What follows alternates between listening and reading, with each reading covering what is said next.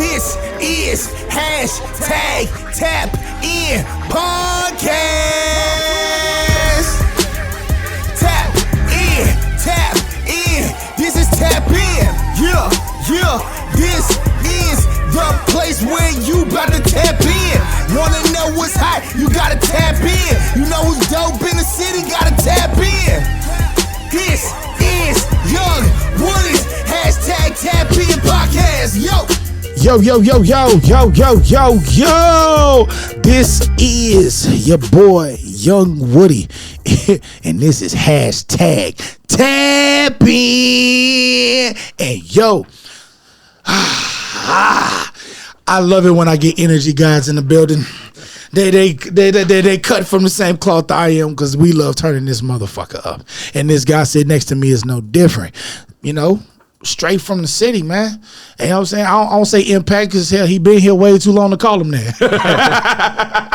He been here way too long for that. So, man, with no further ado, I got that boy Demi God Erickque in the building. How you doing, bro? Hey, what's good, bro? I appreciate you having me on the show. Man, no problem, bro. Look, I'm going to tell y'all right now, I like meeting new people. Y'all just saw me do South by Southwest. I love meeting new people. But I also like when I got time to research people. And this gentleman sitting next to me is no different. Let me tell you why, dog. So, first, shout out to the professionalism of him, because he got his bios. He got everything you need to research this gentleman like that, and I liked every bit of it. Now I like the presentation, I like your background, because having those you know, the background to actually have something to talk about that you climbed out of, to me is dope as fuck. I ain't gonna lie to you. Anybody who can put their real life on display, to me, that's where the essence of hip hop is. So I send that respect to you. But I said all that to say this. For a person who makes dope music, brings the energy that you bring, where does that core come from? Where does that energy come from? Because it's one thing to rap. It's one thing to have the different styles of rap. But you chose turn up, energy, aggression, bringing it out. What made you go that route? Rage. That's the best way I can explain it. Rage. I tap into rage a lot differently than most people do. What do you mean? Break that down to me. So let's put it like this. My mom, she's from, of course, she used to be rooted over there in Louisiana area. Okay. But I've dealt with a lot of empaths. I've dealt with a lot of energy channelers. I've dealt with a lot of people who work with that type of energy, who work with that type of, you know, rage to people are afraid of rage, man. They're not so much afraid of rage, they're afraid of what they become when they tap into rage. Yep. And that, I ain't gonna lie to you, I don't think they're afraid of it. I think what a lot of times is, in today's time, is no use for it. And what do I mean by that is, too much trouble comes when you use it. Like, from the voice to the actions to what happens to other people when you tap into that shit. And a lot of times when you dealing with it, if you don't have a course to guide it through, that's where it becomes. And the reason why I say that is because that's mine. I live with it. And I had to learn very, very young. Very young. It's not everybody's problem that you pissed off. And it's also not everybody's problem that even in your calmest days, where nothing going on, there's nothing wrong, your body feels like you're ready to tear this world into 6 pieces. And that's real. And I understand it. So for me, when I asked that question and you said that, I was like, oh, that makes sense. That makes real sense. And I'll tell you even more why. Because people that have the ability to let it off in music instead of in real life, yeah, you're going to get a different relationship with it. Because you're then channeling it in here like a boxer would in a boxing ring, or somebody playing football who's enraged but he's known for sacking motherfuckers. Like, you see what I'm saying? Yeah. You have different ways of channeling, so I get that. So in that journey of you channeling it, how long did it take you to say, you know what? I'm not gonna give y'all this problem. I'm gonna just put it into my music. When did that change for you happen? I say around. I was going through a bad custody with my daughter's mom. When I started basically realizing that rage, like you said, rage is not called for. It's not needed in this day society for certain people. I just gotta throw that in there, bro. For certain, I feel like certain people should not tap into rage because they do not know how to release it without actually fucking some shit up. Yeah. And you know why I'm laughing too. Yeah. So it's almost like smoking weed. Everybody should smoke. Bro, it's just God. It's just so many different things that's happened in my life and I hear artists all the time talk about this on the air, which is why it's really saturated, but I hear a lot of them talk about how they came from nothing and they had to move around it. And I respect that, I respect that. But one thing people fail to realize is there's nothing more harder than having a parent, a single mother who is able to give you things you want. And still don't do it. No. She's able to give you things you want, but the ability to be able to give you things she want was taken away from family members, from realtors. Like, you got fucked over by everybody, including your family members. Now this shit is hard. So because you got to think about it. Artists who say, man, I've grown up into nothing. Okay, cool. So you're used to that. Now take somebody who had a loving mom, who was able to give them things that they want. And it crashed. Because of people that you trusted around you in your circle, you call family. That shit hurts more than somebody who's grown up used to having nothing. Yeah. Nah, I ain't gonna lie to you. The impact's different. And the reason why I say it's different is because you had it. Mm-hmm. You seen it, you embraced it, and then you went down and had to get used to it. So that fight, that hunger to get back is a motherfucker. But then not trusting motherfuckers on the way back up is a motherfucker too. Yeah, it is. Yeah, no, I fully understand that because I tell people, I lived on the line of light and dark my whole life. I know what it feels to have both. And when you, like, people that say they have nothing, I know how it feels to have. Keep in mind, my parents been divorced since I was 2 years old, 35. My mother had a full house, like straight up 3-bedroom, 2-bath house. And at the same time, I knew how it felt to be homeless. Mm.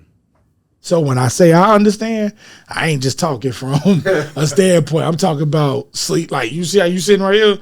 That'd be my pops. I'm in a truck and we in the front seat in Dallas, knocked the fuck out sleep. Dead ass. Not in Dallas, huh? Bro, listen. My pops. It was my sophomore year of high school. He decided that he was like, fuck it. You know what I'm saying? Shit was downhill down here. He was like, fuck it, let's try it in Dallas. So shit, we packed up and left. And for a good 6 months, everything was good.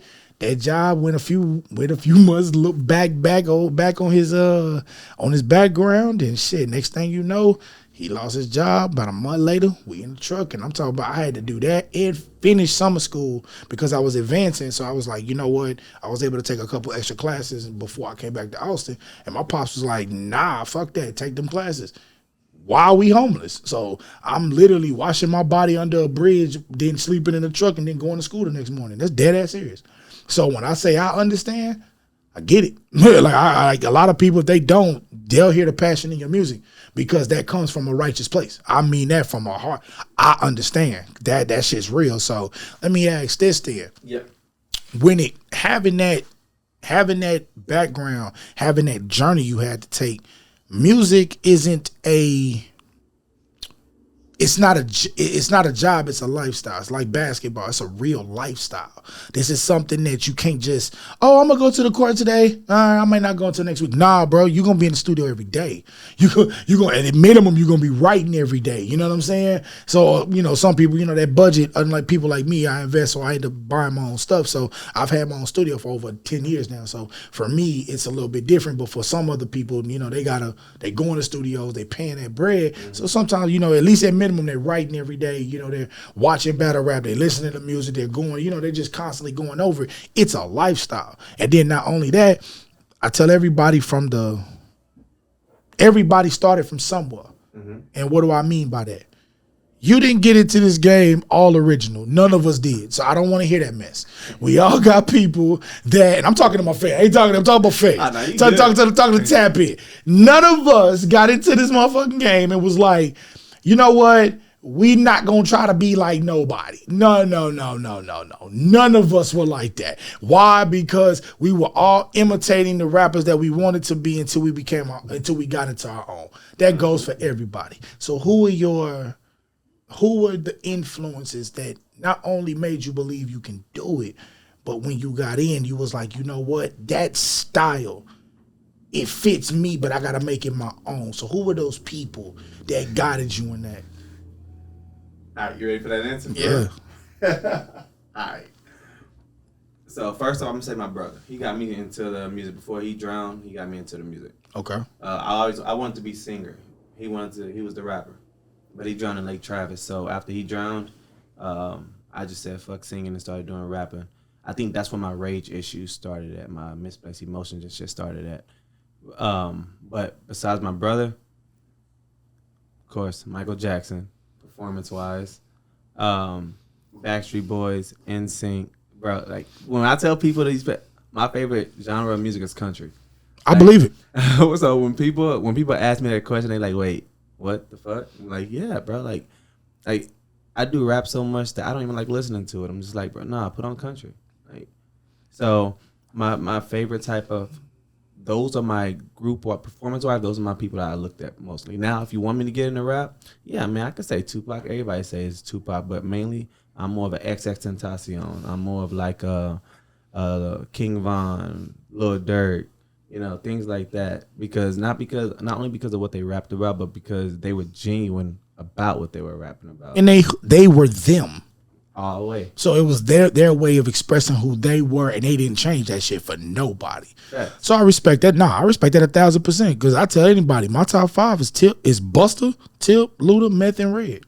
Facts. I will tell anybody. Like I don't care what anybody else's is. I ask people who theirs is, because a lot of times people can say who the GOATs are, but those are the people at the top that everybody got a chance to love. Rather, it was some part of them that you loved.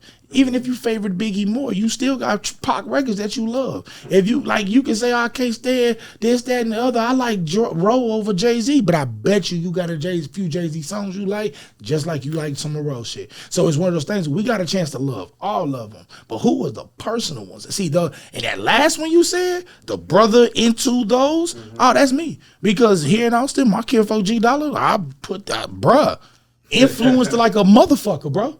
I stand on that. Like, bro, I've watched that man snap since I was, 8? I think the first time I heard him rap, I was 19 years old.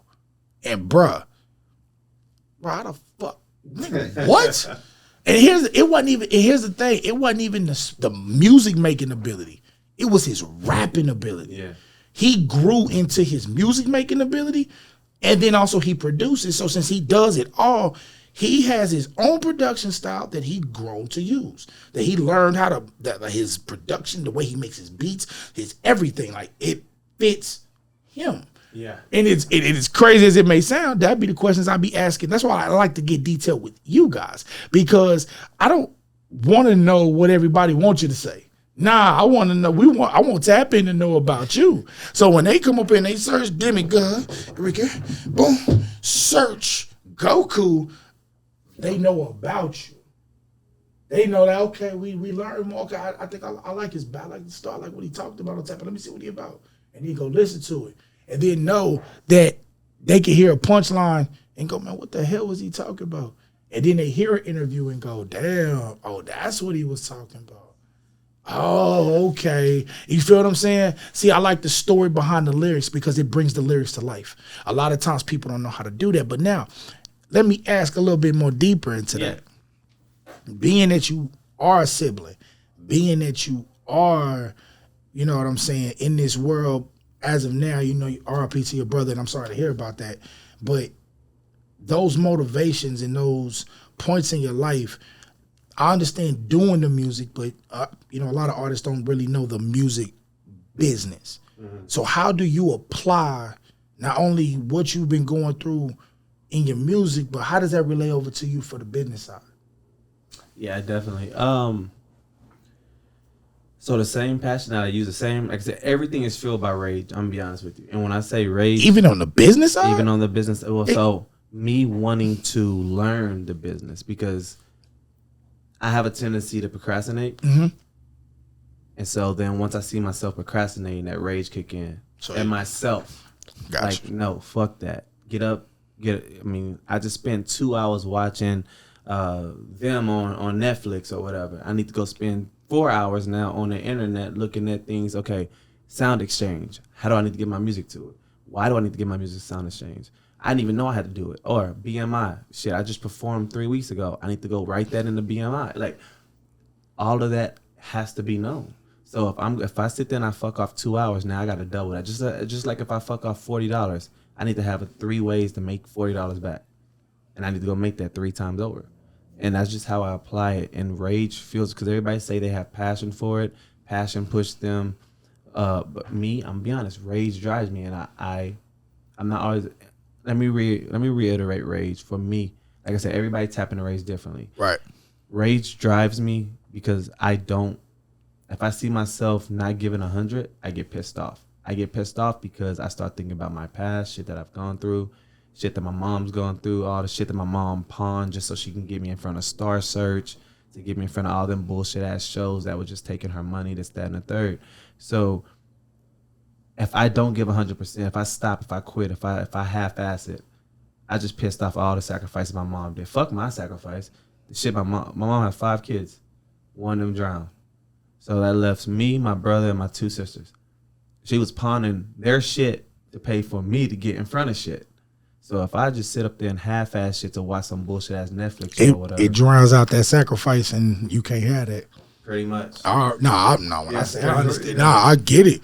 Because that shit real, and not to mention, I ain't gonna say the I-O. That I don't like that statement. But I do say, if you're not, I know people who get the world and they have no appreciation for it.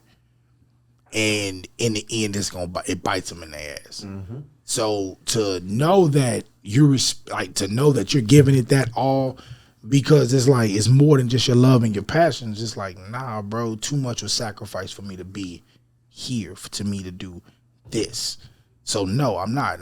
Tapin. I hope y'all hear that shit, because that a lot of people don't have that respect, to respect the ones who sacrifice for them to be in the positions they're in. A lot of people don't know how to acknowledge it. And a lot of people really don't give a fuck that the person just gave up a lot and they can just go, and go about it. When it's real and it's the people that love you the most, you know inside, you know you can't do it. And so as he's building it, I'm more so excited now because I got him on the interview. I can't wait till he pull up in front of his mom crib with that new Maybach. Hey, mama, what's up? I got the keys and everything. That's yours. Y'all riding that. Look, but that's for you right there. That crib, boy. I'm gonna see that video of him doing it, because it takes that kind of determination to do it. Rather it takes 1 year or 10 years, 15 years. In the end, she gonna get that Mercedes G. She gonna get that crib G. So it's more different. So with her, she always wanted to start her own. She's been driving buses for years. Mm-hmm. She always wanted to start her own business, her own little bus business, metro business. So you would help us. My thing would be, more than likely, yeah, I'll probably pull up with 2 big ass buses. Be like, all right, you already got your all your paperwork and stuff done. Here's the buses you need, and she go get it done. So. That's her Maybach type shit. You feel no, but that's real shit though. Yeah. But that's real shit, and a lot of people don't understand just the fact that you can do that, and be able to do that. People don't understand the value in that, and to say that no, I probably could have go win and did anything else in life. I know for a fact, doing this, I'm gonna get that. And I'm gonna get there. And then not only I'm gonna be there for her, be there for my siblings too. And then be like, bro, you tripping? Nah, G, that shit be real. To make sure you can hold it down, that shit be real. And people don't really understand or respect that. So I'm glad. I appreciate you telling me that, because that's dope. I'm not going to even cap with you. That's dope. But let me briefly interject right here, yo. Make sure y'all go to blackpeacecore.com. Y'all see the merch on the tables, hoodies, beanies. You know we got the t-shirts, got the hats. Y'all make sure y'all go to blackpeacecore.com. Y'all make sure y'all check out all of the Black Peace Corps merch. On top of that, but you scroll to the bottom, you'll see the Tapin logo. Click that and you'll see all the merch there. But make sure y'all go up there and check the Ideal Collective, and y'all make sure y'all check out the Cap Lewis and the BPC line on there, because I ain't gonna lie, that shit's fire as fuck, and I got a bunch of that shit in my closet, so that shit's fresh as fuck. So y'all make sure y'all go fuck with that, but y'all make sure y'all cop that gear. Also, y'all make sure y'all like, subscribe, share. You know what I'm saying? If y'all want to donate, the cash app's on the page. Y'all make sure y'all rock with your boy. If y'all like what y'all see, and y'all like what y'all want me to do more and bring more to y'all. But back to you, Mr. Demi God. I want to talk about this song, Goku. All right. Now, obviously, we know Mr. Ultra Instinct himself. we know Mr. God Mode, Mr. Super Saiyan 3. We know about the anime, you know what I'm saying, the king of the anime. By the way, RIP to Atoriyama, man. Yeah. RIP to the GOAT, because he brought us Dragon Ball, man. We wouldn't love him like that right now if he didn't put him in pen. So we appreciate all of that. But back to the song Goku. Man, first of all, what made you name the song Goku, and what is the song about? Okay, so first off, quick little backstory. All right. When I first started doing music, I was the type of artist that I wanted my music to be for everybody. Okay. Like, there was no place you couldn't play my music.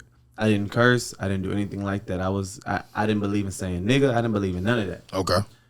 Goku was the very first song where I went through a mental break, suicide, everything. Eesh. Right. I'm glad you made it through it. Yeah, man. To this day, I don't fuck with aspirin. Oh wow. Yeah. And it was a lot of shit that I was going through, from incarceration for almost a year and fighting with my daughter's mother, and it was, I got kicked out at 16, like a lot of shit. Goku, I say all this to say this, from 16 up, putting myself through high school and everything, graduating, dealing with the people I dealt with, meeting them, going through all this shit, going through court cases, going through crazy shit, false allegations, like all kind of crazy shit. Goku was the very first track after my mental break. And I didn't even know I had a mental break until I went to the studio one day. First off, Goku took 3 days to write. Okay. It's going to trip you out. My first verse that I even wrote, Goku, I was asleep, bro. I was literally you know how you have a sleep, like, and you're just rapping while you sleep, you're rapping in your dreams or whatever. I was able to wake up and remember. I woke up and started writing that shit. My girl's looking at me like, what the fuck you doing? You waking up? I had to write these lyrics down. I took my ass right back to bed. 3 days of that shit happened, and then I had Goku written. Went into the studio, put Goku down. I'm not gonna lie, I was on Molly. I popped Molly, and bro, I was like, I felt this connection to this realm that I never knew existed. And it wasn't even about the Molly. It was just more about, it was about the energy that I allowed to overtake. That's when I was introduced into rage, and I was just like, okay, I'm gonna try this out. I'm gonna go out. I'm gonna just think of everything that I've been through, everything that I've been doing. I'm gonna put it on this track, Goku, and that's pretty much what Goku. Yes, Goku's anime character, yes, but Goku, the reason I have the dashes in between it is because Goku is to stand for the rage that I'm releasing. So you acronymed it. So yes. What is the acronym for? No. It is Goku. Okay. It is Goku. But what I'm saying is, so people can resonate to it better, it is Goku. They know anime is that. Right. But for me, when I hear the word Goku, I hear rage. I hear rage. So it's like, well, that motherfucker did tell Jaren, yeah. That motherfucker told him it ain't the key to a saying is the power is not love, it is rage. So that it makes sense. Yeah, man. It makes sense. once I recorded it, the engineer was like, he was, bro. I don't know, ever since after that, sharing it, the music video was made. It just, people wanted it. They wanted me to come perform it everywhere, and then it just started taking off with people sharing it. That led to Atlanta. What was it? Boomin? Metro Boomin? No. Authentic Empire. Oh, okay. I went down there. They actually put me. They loved it so much that they put me on their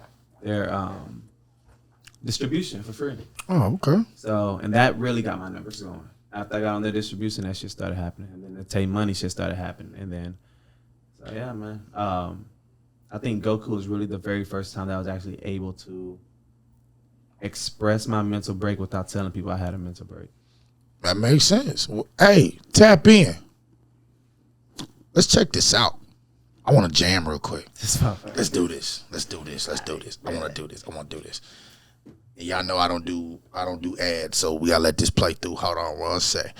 Yeah, buddy. Yeah, I know. I know. Y'all gonna get on me by why on up? No. No, we're not doing that. Not right now. No, it's just not in the budget. It ain't happening.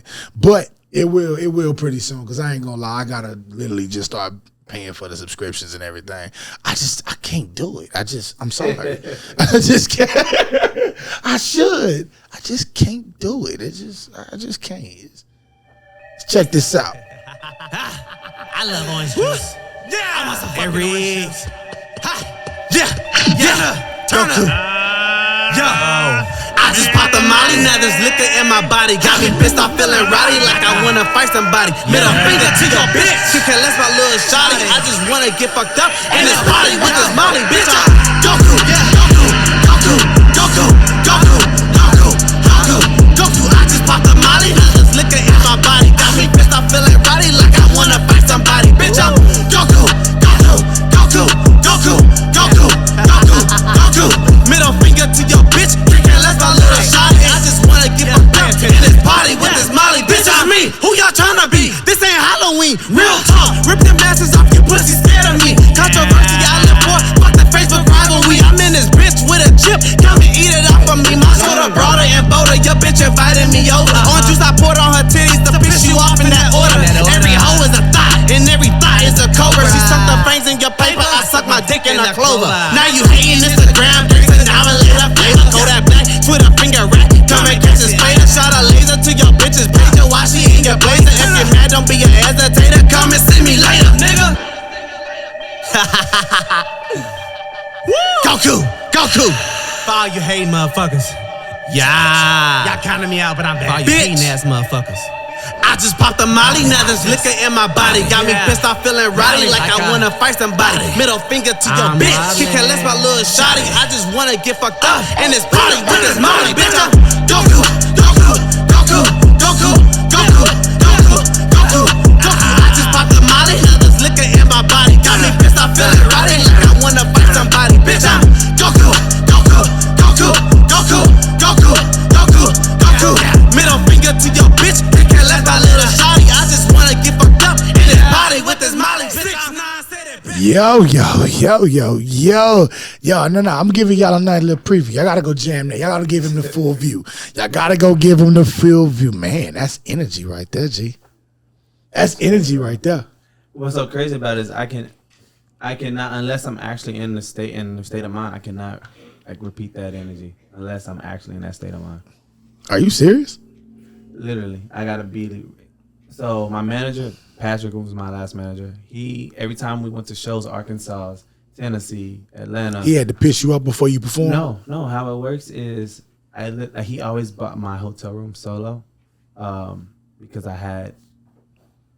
had ways to get into that energy, tap into that energy, but I didn't feel comfortable having them around. I didn't want them in the room while I did that, so I always got my own room. So I do dabble in energy. I do dabble in invoking. A lot of people say they do, but I literally do. That's my way of getting into that, tapping into that energy.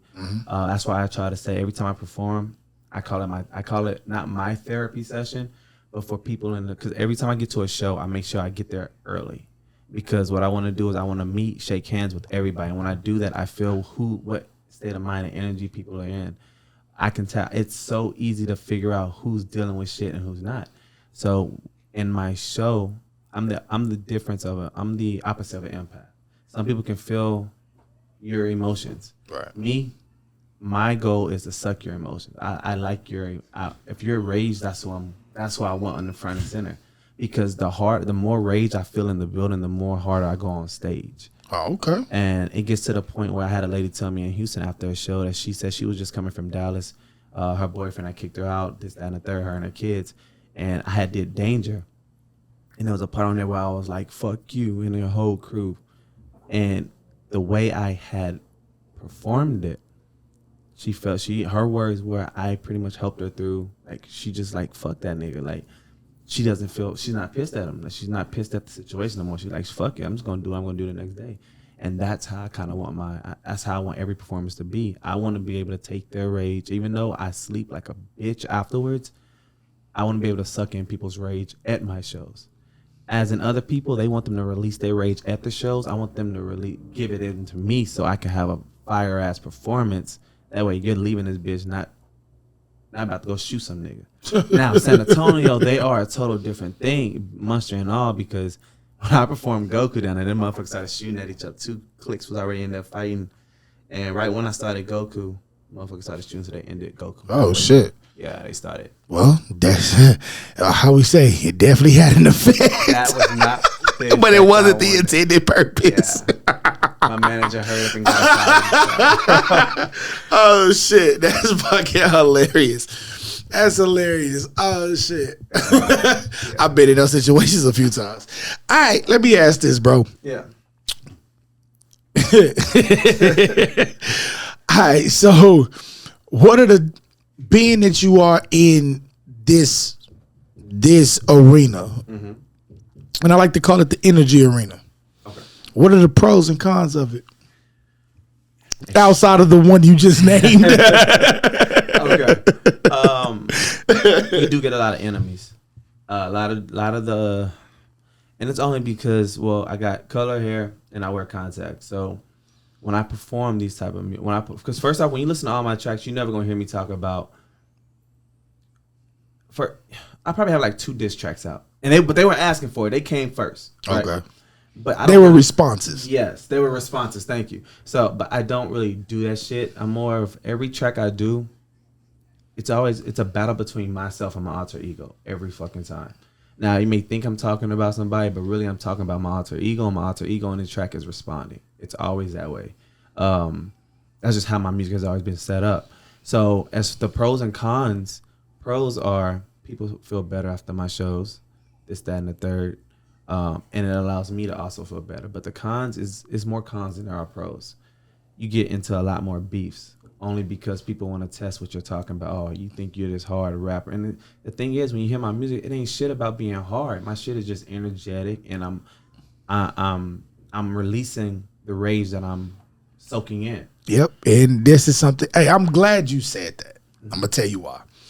All of my partners that I know watch this, I told you. Let me tell you why I said I told you. I literally tell niggas that record with me, say, bro, are you sure that's what you want to say? And they'll all look at me and go, no, bro, it's all good. I'm like, are you sure? He go, wow, well, you're going to go somewhere one day, and this popping ass song, the crowd going to go crazy.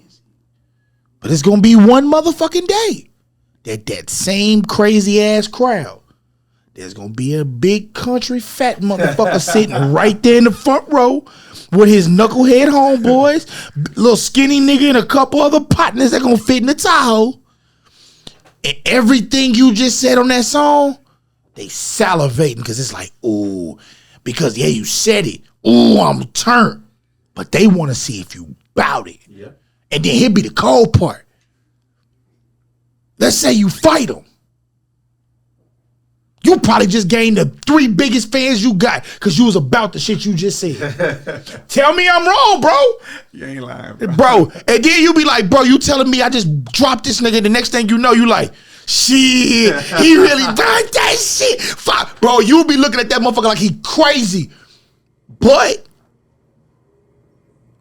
we're in a time where motherfuckers like King Von and throughout, I'm not shooting no disses, this is just a fact.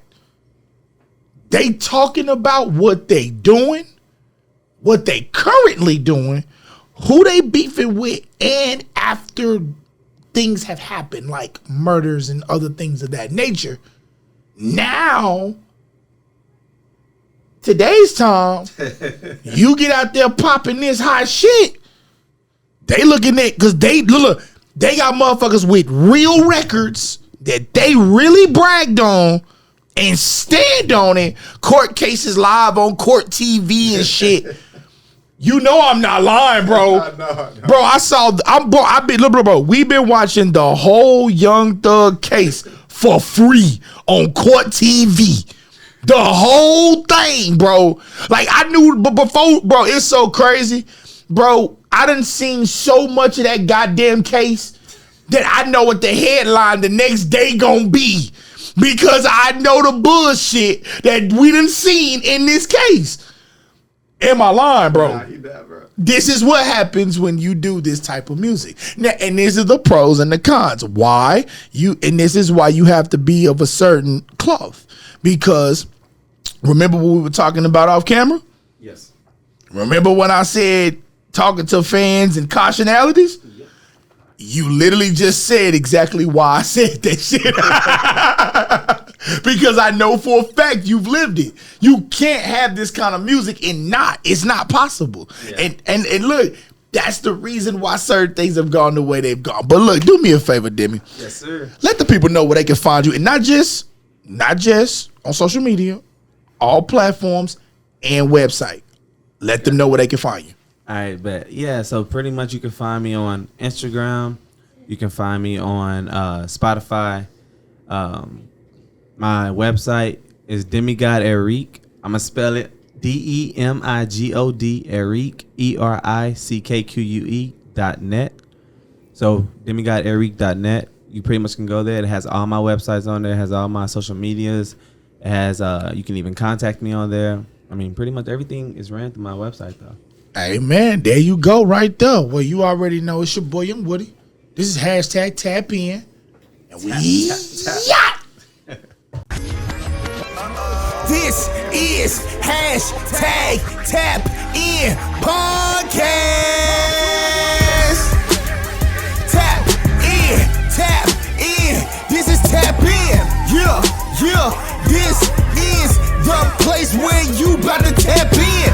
Wanna know what's hot? You gotta tap in. You know who's dope in the city? Gotta tap in. This is Young Woody's hashtag Tapin Podcast.